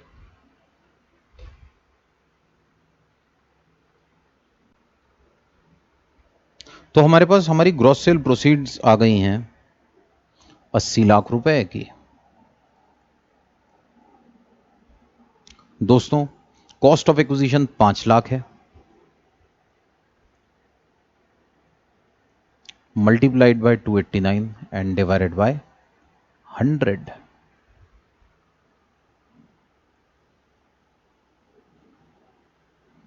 यह आ जाएगा 14,45,000 रुपीज। और ध्यान से देखिए, कॉस्ट ऑफ इंप्रूवमेंट हमें दो दी जाइए हैं, इन दोनों को यहां से लेस करना होगा। पहली कॉस्ट ऑफ इंप्रूवमेंट हमें क्वेश्चन में बताई जा रही है 282,500, मल्टीप्लाई कीजिए 289 से, डिवाइड कीजिए 113 से। और दूसरी कॉस्ट ऑफ इंप्रूवमेंट हमें दी हुई है 30 लाख रुपीस की, मल्टीप्लाई कीजिए 289 से और डिवाइड कीजिए 200 से।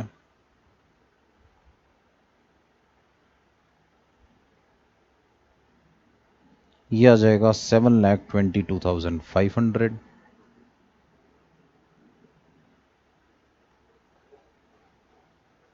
और यह आ जाएगा 43,35,000 रुपीज।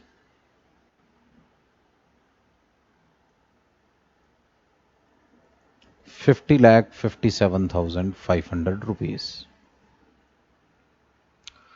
दोस्तों, क्वेश्चन को अगर हम एक बार दोबारा से देखें तो हमें यहां पर एक्सपेंसेस ऑन ट्रांसफर भी बताए गए हैं। हमें बताया गया है हम ब्रोकरेज पे करते हैं 2.5% की, 2.5%। अब ये 2.5% किसका? तो आंसर है सेल प्रोसीड का। हमने जरूर इस 80 लाख का 2.5% मतलब 2 लाख रुपए की ब्रोकरेज दी होगी। तो यहां हम अपने पास एक्सपेंसेस ऑन ट्रांसफर माइनस कर देंगे 2 लाख रुपए, 80 लाख का 2.5%। तो इस तरह से नेट सेल प्रोसीड आ गई 78 लाख रुपीस। और इस 78 लाख में से हम अपने पास माइनस करेंगे 14,45,000 और 50,57,500। तो लॉन्ग टर्म कैपिटल गेन आएगा 12,97,500 रुपीस का। 12,97,500 रुपीस। ठीक है, तो दोस्तों, इस तरह से हमने अपने पास अपने इंडेक्स कॉस्ट ऑफ एक्विजिशन और इंडेक्स कॉस्ट ऑफ इंप्रूवमेंट को माइनस करके कैलकुलेशन कर ली लॉन्ग टर्म कैपिटल गेन की। अब यहां पर जो बात बहुत समझने वाली है, ध्यान देने वाली है, वो ये कि जरूरी नहीं है कि घर के अंदर इंप्रूवमेंट एक ही बार हो। घर के अंदर इंप्रूवमेंट मल्टीपल टाइम्स भी हो सकता है।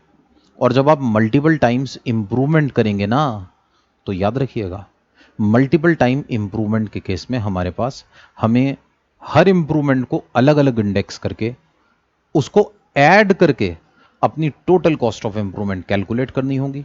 और इस टोटल कॉस्ट ऑफ इंप्रूवमेंट से आगे हमें अपने पास कैलकुलेशन कर दिखानी होगी। आइए इसी तरह से हम क्वेश्चन नंबर 3 डिस्कस करते हैं। तो देखिए, mister A purchased a house in 2001-2 for rupees 4,50,000। बच्चों, कॉस्ट ऑफ एक्विजिशन को आपको इंडेक्स करना होगा। 4,50,000 का परचेज किया है 2001-2 में। ये बेस ईयर है, CII आपको याद होना चाहिए 100। इसके बाद इन्होंने 3,95,500 खर्च किए 2004-5 में, 3,09,600 खर्च किए 2006 7-8 में, 7,48,000 20 खर्च किए 8-9 में, 11,84,000 खर्च किए 9-10 में, 7,51,500 खर्च किए 10-11 में, और 23,11,040 खर्च किए 2011-12 में।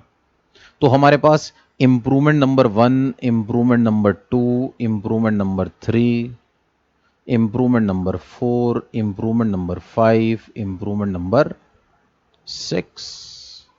इन्होंने घर में 6 बार इंप्रूवमेंट कराई। लेकिन बच्चों याद रखना, यह घबराने की बात नहीं है, सिर्फ मैथमेटिकल कैलकुलेशन ही तो है, तो कर देंगे, क्या फर्क पड़ता है। उसके बाद बता रहे हैं कि इन्होंने इस घर को बेचा 1,30,00,000 रुपए का और ब्रोकरेज दी 2.5% की। तो बस हमारा तो सेम फॉर्मेट है, हमें किसी बात से कोई फर्क ही नहीं पड़ता। बच्चों कैपिटल गेन बहुत आसान है, बहुत इजी।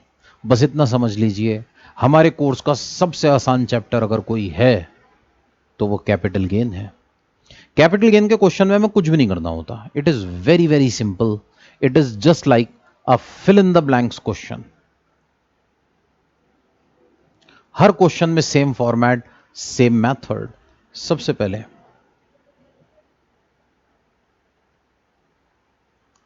Statement showing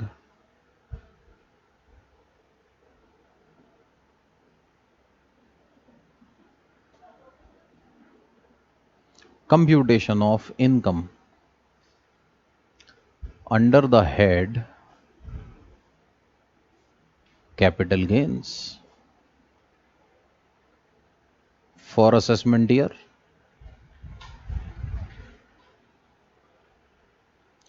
2020-21। सबसे पहले लीजिए ग्रॉस सेल प्रोसीड्स या full value of consideration.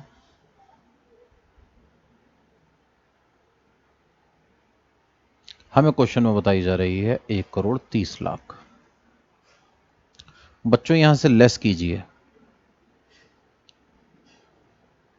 In expenses on transfer, sorry I am sorry,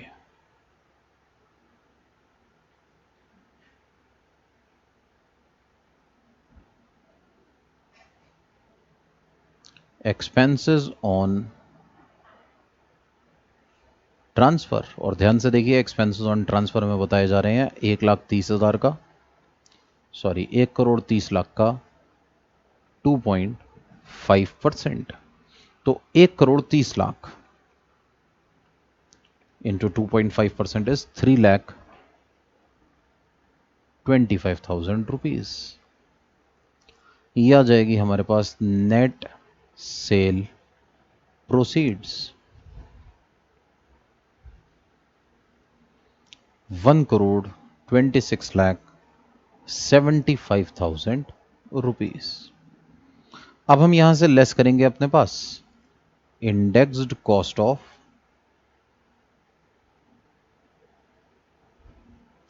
acquisition. Question में हमें अपने पास कॉस्ट ऑफ एक्विजिशन बताई गई थी 4.5 लाख रुपए, multiplied by 289 divided by 100।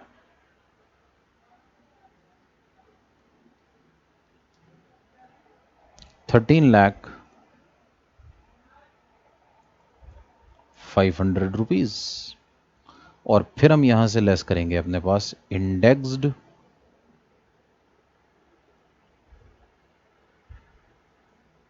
Cost of improvement. बच्चों 6 कॉस्ट ऑफ इंप्रूवमेंट यहां पर इंडेक्स करके लिखूंगा, बहुत ज्यादा स्पेस लग जाएगा। तो एक काम करते हैं, इसका एक वर्किंग नोट बना लेते हैं, वहां पे सेपरेट कैलकुलेशन करते हैं, माइनस कर देंगे। बस ये जो कुछ भी निकल कर आएगा ना, यही होगा लॉन्ग टर्म कैपिटल गेन। अब ध्यान से देखिए,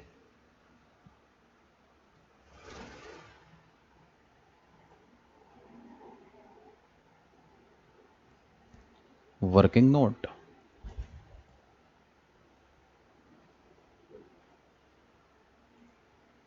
calculation of indexed cost of improvement. बच्चों क्वेश्चन पे आ जाइए।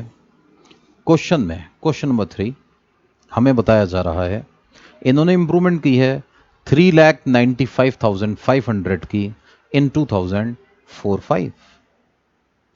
तो हमारे पास 3,95,500 2004-5 CII इज 113 मल्टीप्लाई कीजिए 289 से, डिवाइड कीजिए 113 से।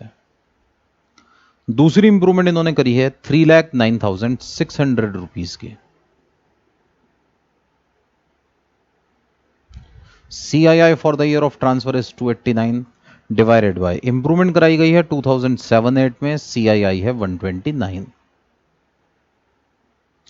तीसरी इंप्रूवमेंट इन्होंने कराई है 7,48,020 रुपीज की। मल्टीप्लाई कीजिए 289 से और डिवाइड कीजिए 2008-9 का CII जो हमें बताया जा रहा है 137 है। फिर उसके बाद इन्होंने इंप्रूवमेंट कराई है 11,84,000 रुपीज की। मल्टीप्लाई कीजिए CII for the year of transfer 289 और डिवाइड कीजिए CII फॉर 2009-10 148। बच्चों नेक्स्ट इन्होंने 7,51,500 रुपीज की इंप्रूवमेंट कराई है। मल्टीप्लाई कीजिए 289 से और डिवाइड कीजिए 2009-10 का CII, सॉरी 7,51,500 2010-11 में इंप्रूवमेंट कराई है और 2010-11 का CII है 167। और सिक्स्थ इन्होंने इंप्रूवमेंट कराई है 2011-12 में। 2011-12 में इंप्रूवमेंट कराई है 23,11,040 rupees. Multiplied by 289 divided by 2011-12 में 184।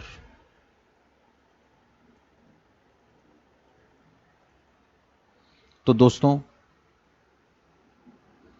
अब कैलकुलेटर की मदद लेने का वक्त आ चुका है। 3,95,500 इंटू 289 डिवाइडेड बाय 113 10,11,500 रुपए। 3,09,600 into 289 divided by 129 is equals to 6,93,600। 7,48,020 multiplied by 289 divided by 137, 15,77,940 rupees। 11,84,000 into 289 divided by 148, 23,12,000 rupees। 7,51,500 multiplied by 289 divided by 167, 13,500 rupees। और last 23,11,040 rupees multiplied by 289 divided by 184, 36,29,840। Total आएगा 1,05,25,380। बस यही है हमारी इंडेक्स कॉस्ट ऑफ इंप्रूवमेंट। इसको post कर दीजिए हमारे सॉल्यूशन में। 1,05,53,000 380।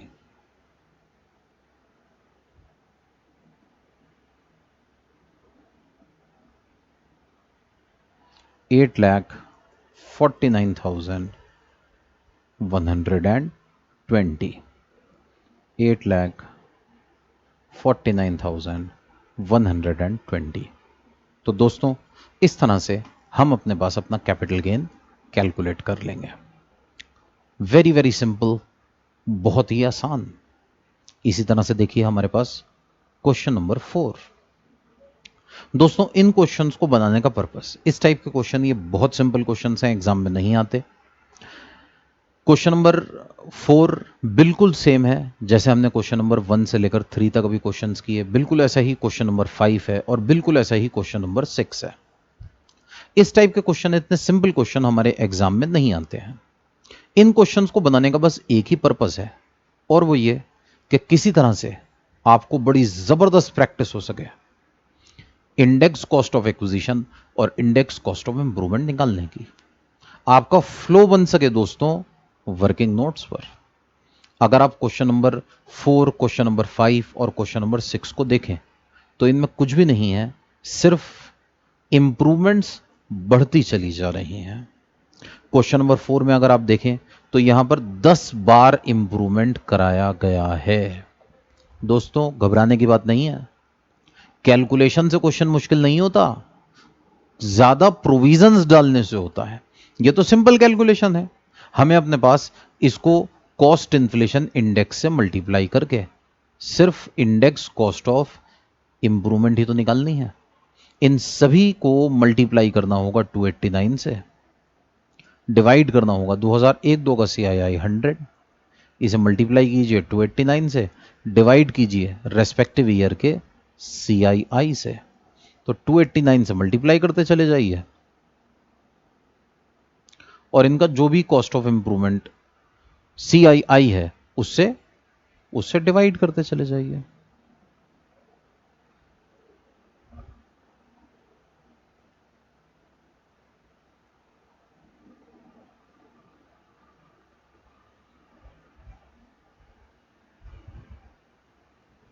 दोस्तों आप सभी के पास cost improvement, cost inflation index की टेबल अवेलेबल है। हमें सिर्फ इस टेबल से देखकर वैल्यूज पुट करनी है। 2001-2 हमें याद होना चाहिए 100, 2004-5 113, 2005-6 हमारे पास है 117, 2007-8 हमारे पास है 129, 2009-10 हमारे पास है 148, 2011-12 हमारे पास है 184, 2013-14 2013-14 is 220, 2015-16 is 254, 2016-17 is 264 और 2018-19 is 280।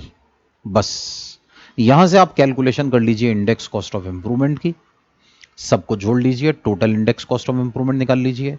1 करोड़ रुपए में हमने इसको बेचा है 2.5% के हिसाब से, 2.5 लाख रुपए हमने अपने पास एक्सपेंसेस इनकर किए हैं इंप्रूवमेंट पर। यहां से हम अपने पास कैलकुलेट कर सकते हैं कि हमारे पास हमारा कैपिटल गेन कितना। दोस्तों बिल्कुल सेम है क्वेश्चन नंबर 5, इसमें भी हमने अपने पास 10 बार इंप्रूवमेंट कराई है, ठीक है। और बिल्कुल सेम है क्वेश्चन नंबर 6, इसमें हमने 12 बार इंप्रूवमेंट कराई है। एग्जाम में जो क्वेश्चन आएगा उसमें इतनी ज्यादा इंप्रूवमेंट्स नहीं होंगी, आपके पास इंप्रूवमेंट के जो केसेस होंगे वो मुश्किल से 1-2 बार ही इंप्रूवमेंट कराया जाएगा। लेकिन इतनी बार इंप्रूवमेंट देने का पर्पस दोस्तों प्रैक्टिस। एक बार अगर आपको इसके ऊपर जबरदस्त कमांड हो गई तो आपको हमारे मेन क्वेश्चंस करने में बहुत आसानी होगी। इसलिए आप अपने पास इन क्वेश्चंस की जरूर जरूर जरूर प्रैक्टिस करें। जो क्वेश्चन मैंने करा दिए वो भी दोबारा करके देखें। इन क्वेश्चंस की जब आप अच्छी तरह से प्रैक्टिस कर लेंगे तभी आपको आगे की बातें बेहतर तरीके से समझ में आ पाएंगी, ठीक है। तो इस तरह से ये हमारे पास हमारे क्वेश्चंस हो गए long term capital gain calculate करने के।